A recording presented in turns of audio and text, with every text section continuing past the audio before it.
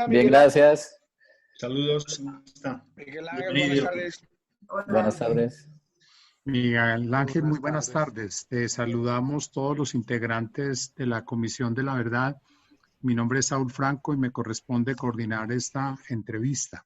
Vamos a tener una conversación contigo de 20 minutos a partir de este momento y en primer lugar, yo te voy a formular dos preguntas iniciales que son comunes para todos los entrevistados y entrevistadas, y luego los compañeros y compañeras de la comisión te harán otras preguntas para completar los 20 minutos. Te queremos agradecer por la generosidad que has tenido con la comisión participando en este proceso.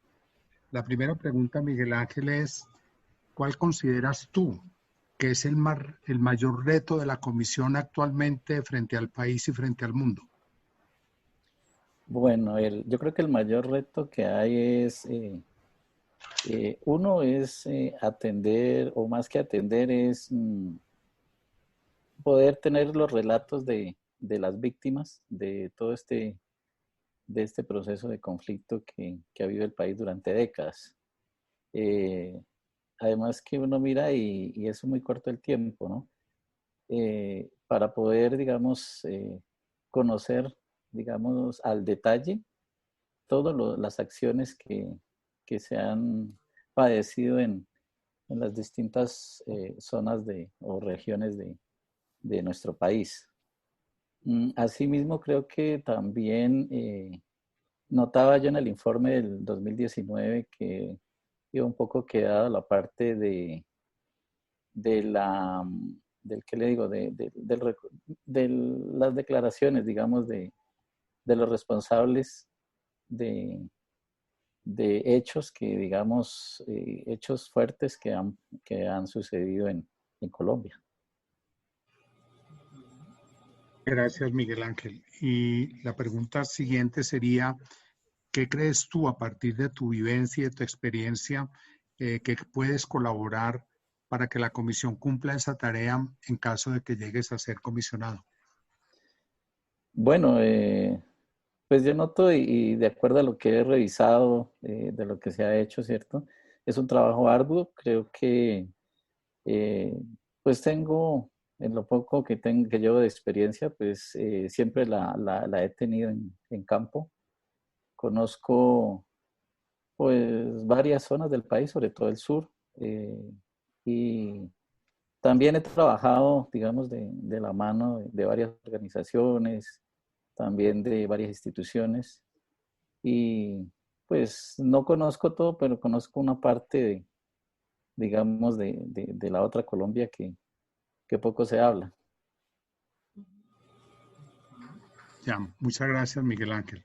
El comisionado Alejandro Valencia te quiere hacer a continuación una pregunta. Adelante, Alejandro. Sí, gracias, Saúl. Bueno, Miguel Ángel, buenas tardes. Buenas tardes.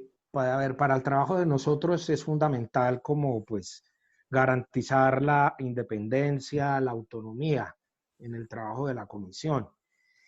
Muchos de incluso eso se predica también a nosotros cuando fuimos inicialmente postulados, pero también ahora muchas de las personas postuladas, es decir, perdón, de las personas que quedaron para esta entrevista fueron postuladas por organizaciones de la sociedad civil, mediante cartas, es decir, mostrando de alguna manera como el respaldo frente a ellas.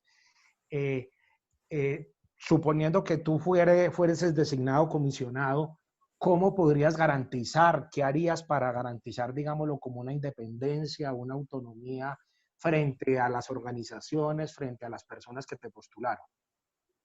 Bueno, creo que el ánimo o la razón por la cual fue creada la Comisión de la Verdad es básicamente las víctimas de conflicto armado, ¿no? Las víctimas, pues no, ¿qué le digo? No se circunscriben ¿qué le digo? A uno o dos procesos sociales, sino que pues son las víctimas en todo el país, o todas las que han padecido los horrores de la guerra. En ese sentido, pues, si bien, digamos, provengo de una organización social, no significa, pues, que uno esté o que vaya a estar inclinado, pues, por algún grupo social. Lógicamente, pues, como los jueces, ¿no? Que en algún momento, en casos difíciles, se dice, puede entender hacia un lado, pero pues la idea es que enfocarse en los mandatos que tiene la Comisión de la Verdad. Muchas gracias, Miguel Ángel. Y te quiere preguntar ahora la comisionada Alejandra Miller. Gracias. Miguel Ángel, sí, un poco en el sentido de lo que preguntaba Alejandro Valencia, ¿tú sientes que tienes una representación del campesinado, digamos, en esta tarea de la Comisión de la Verdad? Eso es uno. Y dos, como cuál sería, digamos, un aporte muy particular desde lo territorial a la Comisión de la Verdad, ya que tú vienes de territorio, precisamente. Bueno, pues, a ver, le comento. Pues es cierto que me inscribí desde una organización social, desde la Asociación Campesina ASID, en un primer momento. Entiendo que en el periodo de observaciones pues llegaron algunas cartas o apoyos pues a la convocatoria o pues a la inscripción que hice, ¿no? En un momento pues lo hice de manera particular y atendiendo pues a las directrices que estableció la comisión. Y pues como les digo, si bien provengo de una organización social, pues no significa que de entrada uno vaya a estar sesgado, ni mucho menos. Porque como les decía, la razón de ser de todos son las víctimas, ¿no? Eso por ese lado. Se me olvidó la otra parte que me decías de... El aporte de lo territorial, desde lo territorial. Ah, bueno, el aporte desde lo territorial, pues desde que, bueno, siempre he vivido en el Cauca, básicamente, específicamente en el oriente del Cauca. Conozco pues el territorio, conozco las varias, pues la cantidad de organizaciones sociales, indígenas, campesinas, afros, bueno, pues, lo que hay en el territorio. He trabajado con ellas, pues digamos que sería un puente para poder avanzar en el trabajo que tiene la misma comisión, creo yo, más que tener una visión sesgada de la realidad. Muchas gracias, Miguel Ángel. El padre Francisco te quiere hacer otra pregunta. Pacho, por favor. Gracias, Miguel Ángel. Sí, padre. Tomándolo de tu relato, ¿cómo nos dices en forma muy resumida los esfuerzos para lograr convivencia entre campesinos e indígenas enfrentados en conflicto, en una situación de conflicto armado? ¿Aló? ¿Estoy claro? Sí. Te repito. Francisco. Sí, qué pena. Pacho, adelante. Sí. ¿Cómo nos dices en pocas palabras la manera de enfrentar el conflicto entre indígenas y campesinos para lograr convivencias en situaciones difíciles? Bueno, yo, bueno, lo viví en su tiempo porque estuve de personero en el municipio de Inzá cuando hubo, bueno, se dio el conflicto entre campesinos e indígenas por la parte educativa. Lo fundamental creo yo que es el diálogo. O sea, sin diálogo no se puede avanzar. Ninguna entidad, llámese nacional o internacional, puede solucionar las cosas. Yo les decía en su momento, el diálogo es fundamental y también reconocer al otro, porque usted no puede empezar un diálogo sin reconocer al otro como igual o por lo menos que pueda hablarse. Entonces, creo que eso es fundamental, padre. Gracias, Miguel Ángel. A continuación, la comisionada Patricia Tobón te pregunta. Patricia. Buenas, Miguel Ángel. Sí, Patricia. Viene de una comunidad y tiene un arraigo de una cultura campesina, de la ruralidad. Yo tengo una pregunta y es, ¿usted cuál cree que son los desafíos que tiene el informe final respecto a la narrativa de los campesinos y de la ruralidad del país?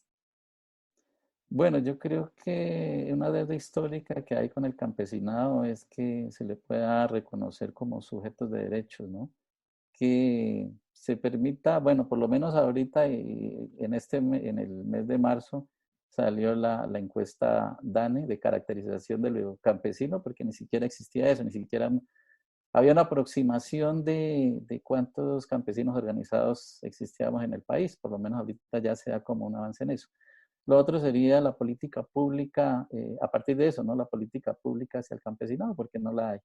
Entonces, son retos que hay, casi la mayoría de cosas, como también para los movimientos indígenas ha sido y es un batallar constante para que esos derechos tengan eco y se vean reflejados en los distintos aspectos de la vida nacional.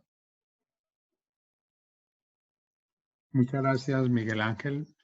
A continuación, el comisionado Carlos Beristain. Carlos, por favor. Sí, yo voy a incidir un poco en lo que preguntó Patricia, pero bueno, buenas tardes también. Buenas tardes. Visto que el Cauca es un lugar donde se ha cruzado el conflicto armado desde hace muchas décadas, ¿no? Y en la actualidad, incluso después de la firma del acuerdo de paz, todavía es una de las regiones más cruzadas por esa violencia, por esa repetición del conflicto. No sé, me gustaría conocer un poco como obviamente la Comisión hace un esclarecimiento del pasado, ¿no? Hasta la firma de la paz o la propia constitución de la Comisión, pero también nos toca ver cosas que están pasando con el asesinato de líderes en los territorios, ¿no? Y otras formas de violencia en la actualidad. Me gustaría que si nos pudiera ver cómo considera usted qué podría decir o hacer la Comisión también en términos de su mandato respecto a eso que sigue pasando en los territorios y un territorio que usted conoce también como el Cauca. Bueno, pues en el Cauca digamos que se tejen varias cosas. Uno está el narcotráfico, pues que pues no se ha acabado, la siembra de cultivos de uso ilícito y la poca, digamos, intervención, o más que intervención, digámoslo, como apoyo del gobierno nacional a que la gente tenga alternativas, digamos, si es en la ruralidad, de cultivos o de distintas experiencias en la parte productiva. Entonces, en lugares donde, si hablamos de Toribío, Jambaló, Argelia, etcétera, durante décadas han estado los cultivos de uso ilícito. Pero si no te llegan con opciones, con formas de producir diferentes a lo que siempre se ha tenido y que sean, por lo menos, rentables, ¿ya? Pues esto va a seguir, ¿ya? Porque, digamos, la gente no tiene cómo dedicarse a otra cosa de lo que ya ha conocido por décadas y que se les hace casi tan normal como la siembra de café. También uno mira pues la poca capacidad del Estado para atender distintos aspectos, llámese educación, salud, ¿ya? En todos los territorios. Entonces, si no hay, digamos, presencia del Estado, no militar, sino en los distintos aspectos de la vida de las poblaciones, pues es muy difícil decir que se avance hacia una paz estable y duradera, como se menciona en los acuerdos. Entonces, eso, digamos, está pasando. Si bien después de la firma del acuerdo de paz, por decir algo, en Insaipa es un respiro, no volvieron a haber ataques a las cabeceras municipales, etcétera, pues últimamente se está dando que digamos, células armadas hacen presencia y están empezando ¿qué le digo?, a presionar a los comerciantes y así pues a tratar de tener un cierto control, pero pues son como muchas células que hay, pero también eso hace parte de la poca presencia que tiene el Estado en los territorios y se quedaron sueltos. Gracias, Miguel Ángel. Pregunta a la comisionada Lucía González. Sí, Miguel Ángel, gracias. Tú también has tenido participación en los gobiernos locales y en la personería. ¿Cómo crees que debe ser la aproximación de la Comisión de la Verdad a los funcionarios públicos para comprometerlos con la tarea, sobre todo de convivencia y no repetición? Bueno, yo creo que ante todo, tener el conocimiento claro, digamos, de qué es lo que se está dando en el país, de qué fue los acuerdos de paz, ¿cierto? Del contenido de esos acuerdos, porque casi la mayoría de personas nos quedamos es con lo que dice la televisión, pero pues esos son unos apartes. Y uno nota pues que los funcionarios no conocen a fondo de qué fue lo que pasó en el 2016 y todas las reglamentaciones que se han venido dando. Entonces, uno cree, y estoy casi seguro que hay mucho desconocimiento por parte de los funcionarios públicos de estas que le digo, de esta oportunidad que digamos se le dio al país. Muchas gracias. Bueno. Gracias, Miguel Ángel. Pregunta a la comisionada Marta Ruiz. Gracias, Miguel Ángel. Muchas comisiones de la verdad han producido informes que son muchos tomos escritos, quizás en un lenguaje que no le llega mucho a la gente. ¿Cómo crees tú que habría que llegar al mundo campesino con un informe para que tenga impacto y sea transformador para la gente? Bueno, yo creo que sería como apelando a algo más didáctico y como uno dice y como uno lo ve con los estudiantes, con informes, digamos, ilustrativos, ¿no? Con caricaturas o cosas de estas que no se vuelva tan denso y tan aburridor al leer un documento. Pues uno se lo lee y bien, porque pues digamos está preparado para eso. Pero al campesino, al indígena y digamos a la mayoría de las personas nos cuesta o les cuesta también entender y muchas veces con imágenes resulta más fácil, digamos, aprender y entender cierto documento, cierto contenido. Entonces creo que toca mirar esa opción. También creería que no solamente producir un informe en una sola lengua, sino tratar de llegar a distintas culturas, digamos, sobre todo si hablamos de los compañeros indígenas.